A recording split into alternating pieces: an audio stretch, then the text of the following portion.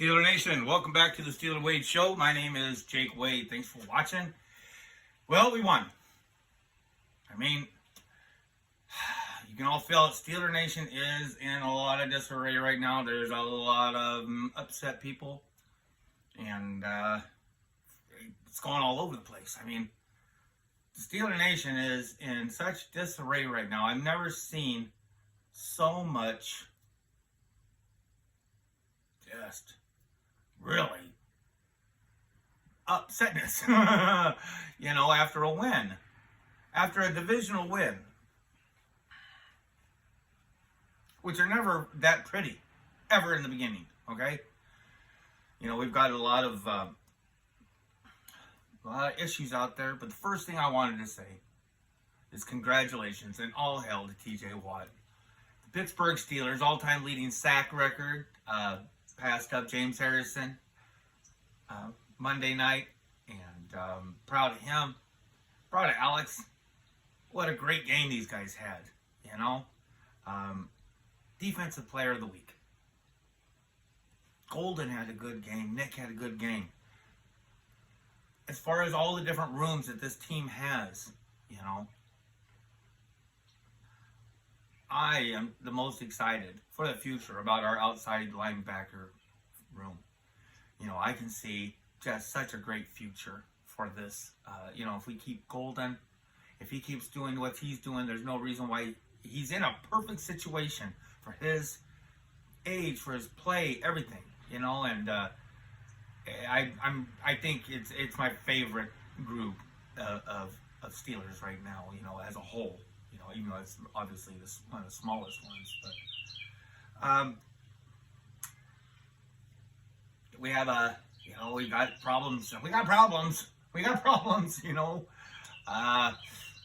The offensive line, big problem. Kenny, big problem. Matt Canada's play calling, big problem. Got a lot of weird stuff going on out there, man.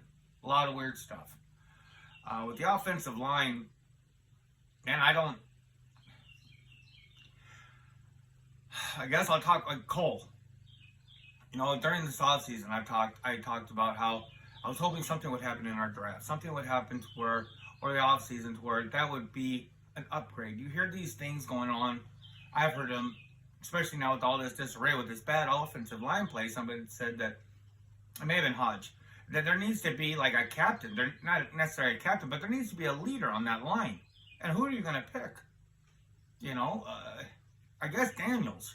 But I mean, you got a star over here. This Isaac, why has the play gone downhill on the left-hand side? I really thought that Dan Moore's play would naturally improve and Cole's play would naturally improve having Isaac there.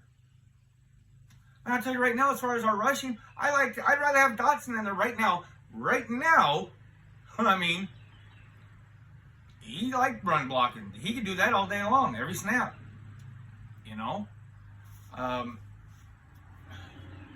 So he's got to pull it out, man. He's got to do better. I don't know what the answer is for center. Because, if there was a captain, I would want our captain to be the center.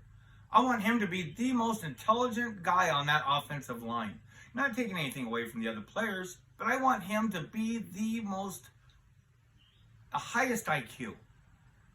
That's who I want playing center for our team, with, amazing abilities, And it's like he's being asked to do things. He just can't do the things that, I don't know what they're asking him to do, but he's not being able to do it. These guys are kind of looking a little foolish sometimes, and that's terrible, Kenny, and there's so many things to talk about. Like I don't even know what the answer would be. I used to, when we first got Herbig, I was excited. Nate. And I was thinking, man, wouldn't it be cool maybe if Nate could do some backup, center in case Cole wrecked his ankle again or whatever, his foot. And because I like his demeanor when I watched him play after we signed him, I'll be completely honest with you. Maybe I had extra high expectations, but he wasn't really thrilling in the offseason or in preseason.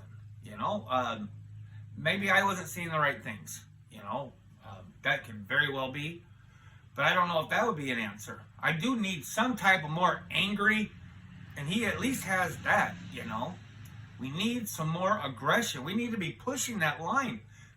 Like I saw this stat, someone was coming to the defense of Najee. I'm not going to bash on Najee or Warren on this, because you just can't do it. Nobody's going to, sorry, it's just not going to happen if that offensive line isn't playing right. It's just the one thing I will say. I don't know. Maybe you could move Daniels over to center, and but there needs to be more aggression. Okay, like I was saying, somebody was coming to the defense of Najee about how he has more yards after contact than most other running backs. But the problem is he gets his yard after contact when he gets like 2/3 of his 1 foot out of the line of scrimmage. He's hit at scrimmage every time. So, it's a 3-yard gain. Who cares if your yards after contact are great? You're starting at 0. We have to have push on this line. I don't understand, and the thing with Kenny, I'll get off the offensive line because I don't get it. I don't understand. Besides, I know the one thing that will wreck an offensive line more than anything is bad play calling. If people have a good idea of what's going on, and this goes back to Canada, they can play different. They're gonna play different. They can play more risky. There's less chances of being burnt when you know what the guy's gonna do. And we are too predictable. This is obvious. This is shit you've heard from every single person out there, The thing about Candyman, I don't know.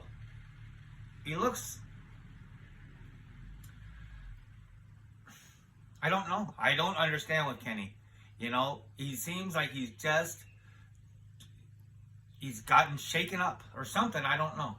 I don't know what it is, but at the same time, you can't do anything. If you don't have a running play, you need to have some type of... We don't have any first downs, let a guy get warmed up. Guy isn't even warmed up after the first quarter. He's hardly broken a sweat. Besides running. And Najee, we got Najee to close games out, not to win games. It's I know that something's got to happen. Something's got to happen with that offense. With Kenny, I look back this week on my podcast that I did when we hired Glenn Thomas. It's painful to watch. I'll put a link down. I'll try to put a link down here. You can find it. It's pretty painful to watch. But I did a lot. I tried really hard to come up with good notes and a good storyline for him and things. But I don't know about you, and please, if you have any information, please put comments in the link or anything like down here about. I have not heard anything about Glenn Thomas since his hiring. I didn't see anything really about him with offseason. I didn't see anything with preseason.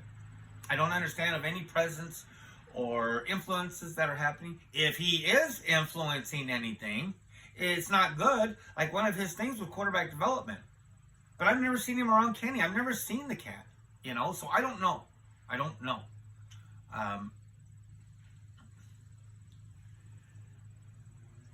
Merrill Hodge got on the radio, and blasting our wide receivers.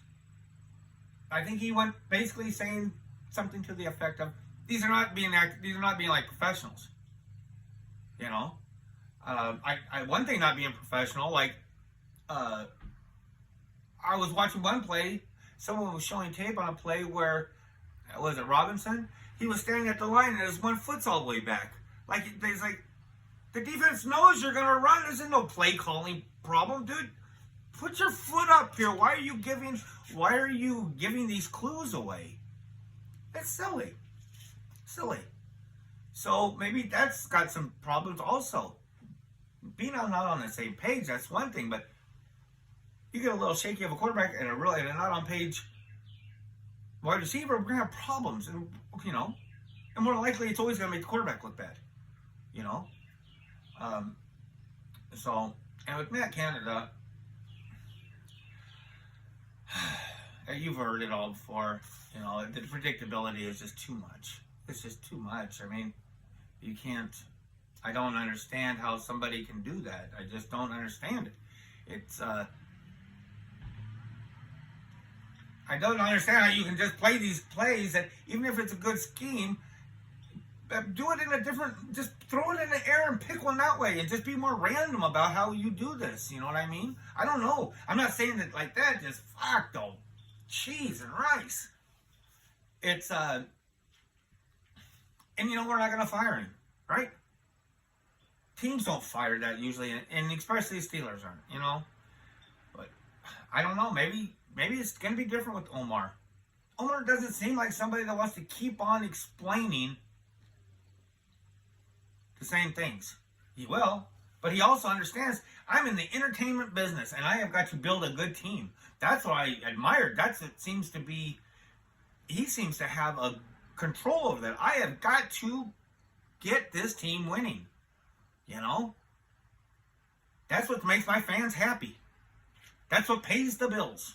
And so I don't know. I don't know how much control it is. I'm curious what it was like for him and Tomlin, because him and Tomlin had such a history together. Their friendship on the side going with Matt, and Canada, and just who knows?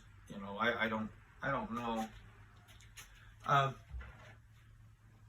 We go off to play Oakland tomorrow night, and Vegas, and I hate playing Raiders away. We all do, and I got a buddy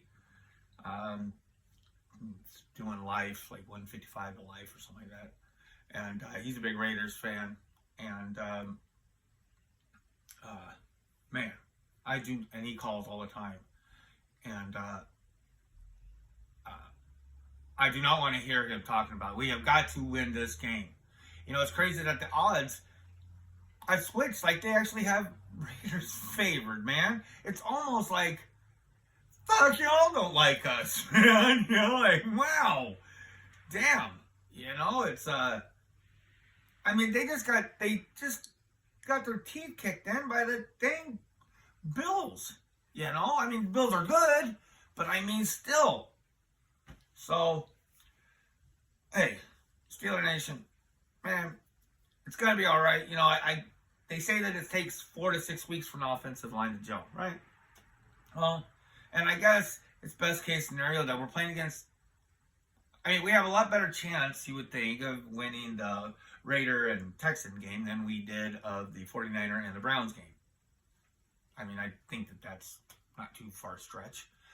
So hopefully this will allow this gelling. But we have got to have this thing going forward, in that fifth week. Folks, there could be a really legitimate chance that the Ravens are 4-0 when we play them. That's hard. Even if we don't win that game, we have got to be getting in a good direction to where the next time we do see them, maybe we can split the series.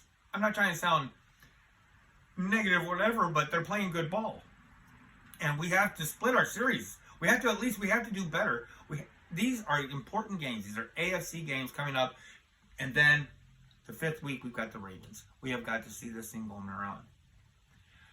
Folks, if you like what you hear, please press like. If you want to be reminded that you heard something that you liked one other time, please press subscribe.